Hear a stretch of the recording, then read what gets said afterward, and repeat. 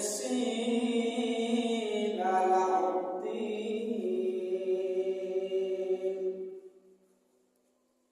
আল্লাহ রাব্বুল আলামিন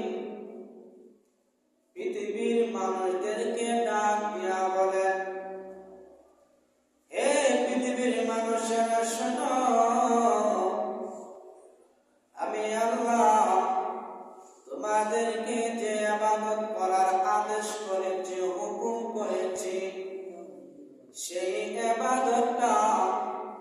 যখন তোমরা সেই ইবাদত করবে তখন তোমাদের যাতে ইখলাস থাকে,